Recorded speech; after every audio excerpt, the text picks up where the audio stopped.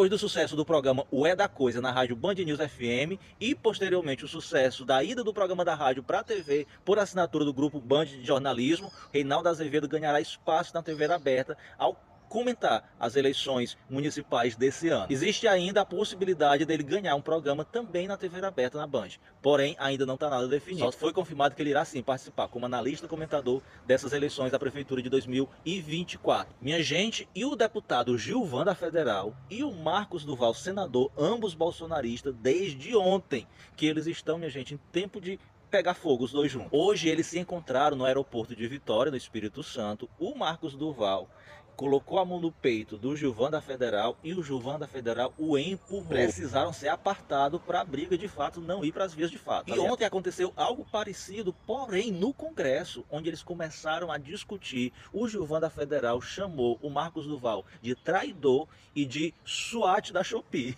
Minha gente, a regra é simples, vocês já sabem, né? Briga entre bolsonaristas, a gente torce pela briga. Por falar em bolsonarista, essa deputada aqui, a Índia do Bolsonaro, ela simplesmente perdeu o seu mandato pelo Tribunal Regional Eleitoral do estado dela, porque ela usou verba do fundo eleitoral para fazer harmonização facial. Ou seja, nem a harmonização facial deu certo porque ela continua feia e nem o seu mandato deu certo porque acabou de perder. Olha, isso aqui são armas encontradas na casa dos empresários que financiaram os atos do dia 8 de janeiro. E eles não financiaram só os atos do dia 8 de janeiro, não. Eles também financiaram os bloqueios nas rodovias logo após a vitória do Lula no segundo turno. Foram 15 mandatos de busca e apreensão e 12 de busca pessoal em vários estados do Brasil. Olha que absurdo. O Brasil possui a maior taxa de juros, o maior juro real o segundo maior juro real do mundo. Olha que notícia absurda, o Brasil possui atualmente o segundo maior juro real do mundo, perdendo apenas para a Rússia, que está em guerra com outro país. Detalhe, a inflação brasileira está dentro da meta. O déficit fiscal que o governo Lula tem é um déficit fiscal semelhante ao que o governo Bolsonaro e outros governos também tiveram, e nada justifica manter a taxa Selic tão alta. E entidades empresariais saíram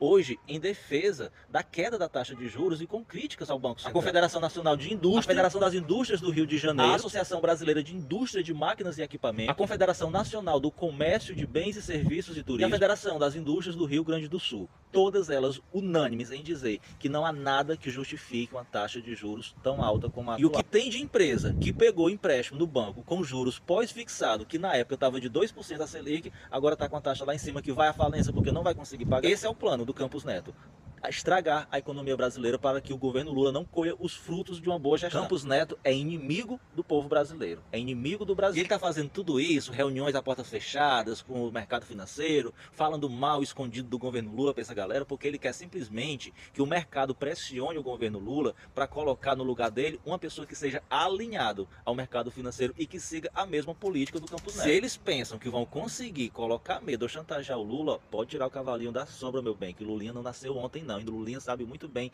dar nó em pingo d'água. Inclusive o Lula falou hoje em entrevista à rádio aqui do Ceará, que ele está aqui no Ceará, vai passar lá em casa mais tarde para tomar um café, que quem está perdendo com tudo isso não é o governo Lula, é o Brasil. Quanto maior a taxa de juros, mais imposto é direcionado para pagar os credores da dívida interna. É mais imposto para pagar a galera dos bancos e do mercado, e é mais dinheiro para pagar essa galera e menos dinheiro para educação, para saúde e demais áreas do Brasil. Falou também que o Campos Neto não é independente, que ele só é independente do governo, mas ele é totalmente subserviente ao mercado financeiro. Diz que só quem ganha com essa taxa alta são os bancos e rentistas, e que no final das contas é a classe média que mais se prejudica com isso, porque é ela que paga esses impostos. Ela que paga tudo isso através de seus impostos, porque a classe média paga uma taxa de 27,5% de imposto de renda, enquanto a elite brasileira não paga nada de imposto de renda nos seus lucros e dividendos de suas empresas. Lula também criticou a privatização da Vale e da Eletrobras e disse que essas empresas não deveriam ser privatizadas porque elas são indutoras do crescimento econômico do país. E a nova diretora da Petrobras prometeu exatamente isso ao Lula, que a Petrobras vai impulsionar o PIB do país. Como é que isso funciona?